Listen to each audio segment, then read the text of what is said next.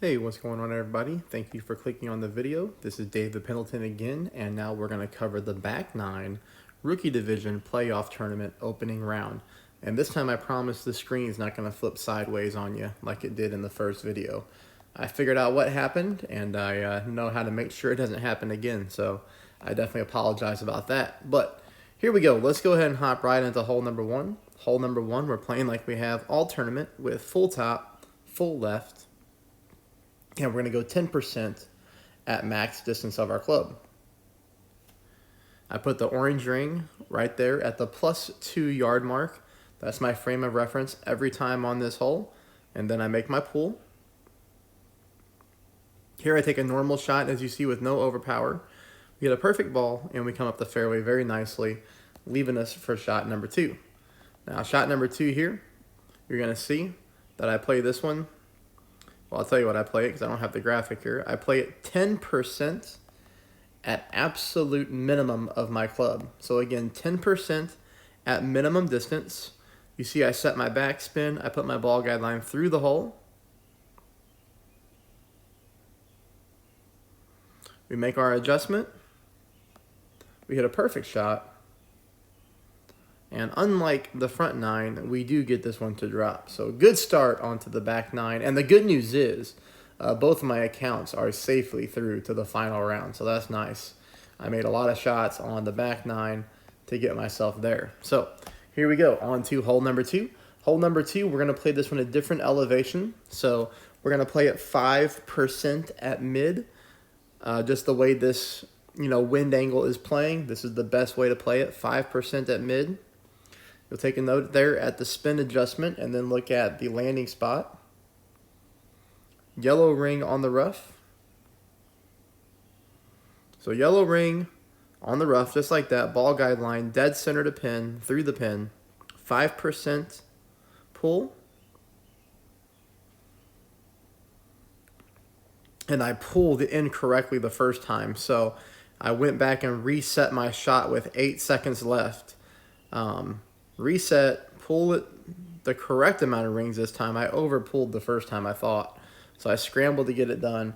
Got the shot off with 1 second left, and I'm really glad that I went back and corrected it because as you can see here, we get this thing another dead center drop.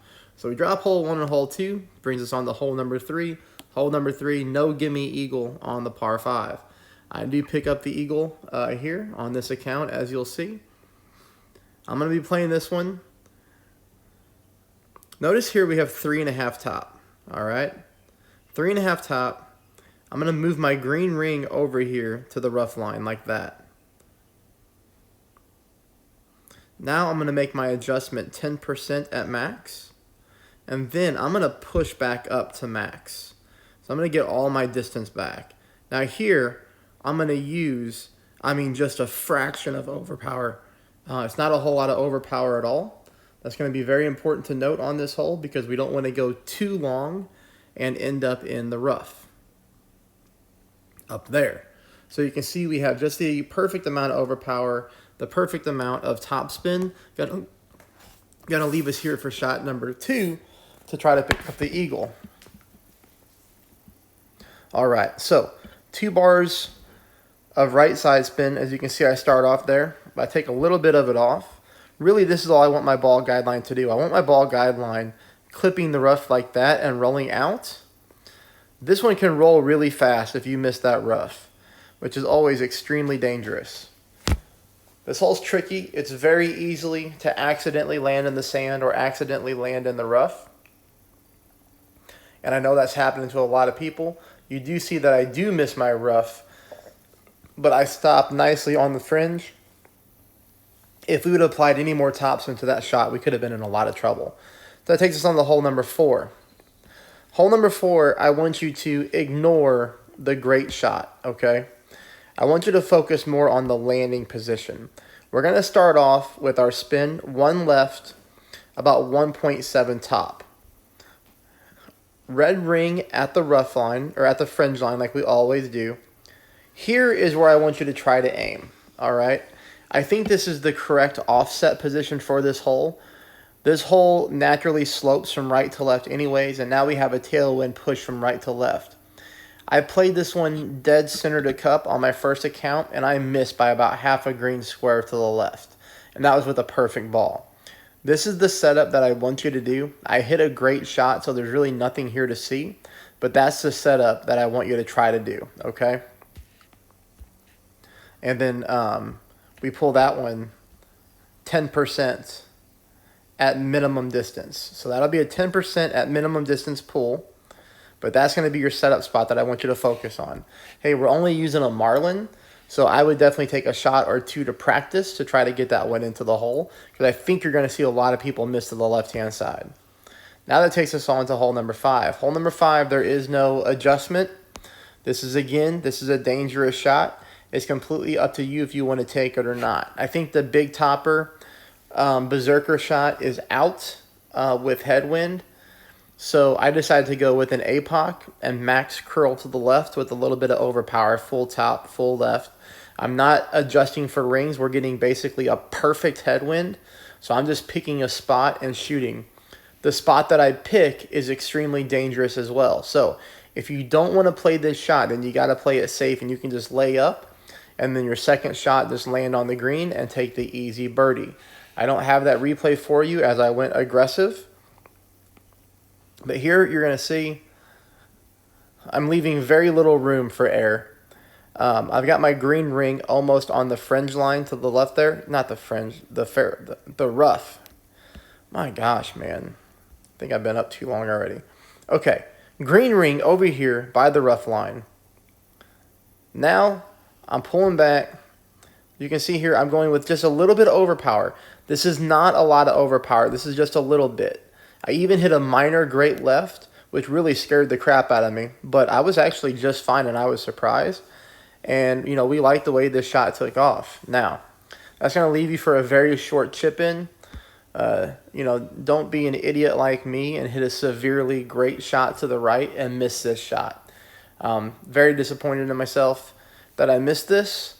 But, you know, I hit a really bad, great shot. I don't even know how I did it, but I did, and I missed it. So, better luck to you. Hole number 6, 10% at max. We're going to go with 3.5 top. 3.5 top, 1 right, just like this. Pull your rings 10%, push back up to max. See the overpower here? I got the bottom of my ball just barely breaking the adjustment window. That's perfect. I hit a perfect ball too. We get a good bounce, we get another good bounce, and we roll, and we're good. We even leave ourselves room on the fairway, but that's okay.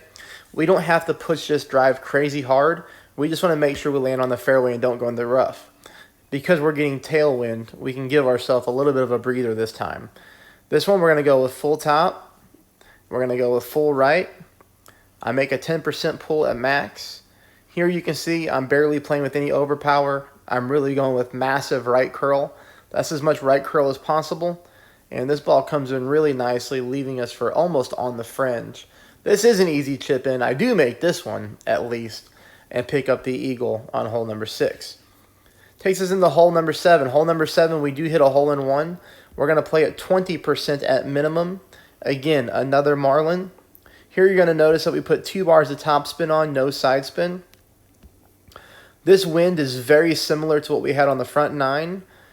Just a little bit different. So as you can see here, I'm still aiming left-hand side of cup. But if we had a full ball guideline here, this would be through the cup favoring the left-hand side of the pin. Kind of see what I'm talking about right there. So that's kind of your landing spot. That's what we're looking for. 20% at minimum distance. That's another dead center drop for a par 3 hole-in-one. So, you know, at least the shots that I'm missing, I'm making up with hole-in-ones, and I hope that you are too, but I hope you're hitting the other shots and playing better than I am. This takes us on to hole number 8. Now, hole number 8, I saw this tailwind. I was like, do we want to do this? That shot's definitely there. You know, we would aim a little bit more right of the sand trap and just use left curl to get us there. That shot's definitely there, but you know what? I've been making this shot all tournament with the katana, so there's really no reason for me to gamble there. If you want to gamble, go for it. But here, you know, I'm just playing this the same way we have in the qualifying or front 9. Full top, full left, Perfect ball, no overpower. Leaves us for shot number 2, which is 10% at absolute minimum distance. I just put enough backspin on to get my ball guideline developed and through the hole like that. Pretty simple. Again, I'm playing this in minimum distance like you saw. That was like a 0.8 ring pull. Very, very low ring pull. Perfect ball. And we snap this one off. Center of cup in for another eagle. Takes us to hole number 9. Hole number 9 almost got me in trouble. But I bailed myself out. 3 top, 3 left. That's a really good spin adjustment for this hole. So 3 top, 3 left. A little bit of left curl. You see I've got the left ball just barely breaking the adjustment window. Perfect shot. And we're up the fairway and we're good. We don't want to push this one too hard because we don't want to go into the rough. But here, you know, this one's hard for me to read for some reason. But I got 3 left, and you notice here I went pretty heavy on the top spin, 4 top. And then I decided, well, you know what, I don't like the ball guideline, so I'm going to add like 1.3 more bars to top spin. I pulled in the overpower, so I used just a tad of overpower, not a lot. I get the perfect ball, and, you know, what do you know, this thing just takes off on me here once it hits the green, and we roll slightly into the rough, better than the sand. That's a very easy chip in to make. I did make the chip in. All in all, it was a struggle of an opening round for me, but I'm glad that I'm making it through with the struggle. I hope you subscribe. I hope you hit the thumbs up and let me know how you're doing in the comments. Thanks for watching, everybody.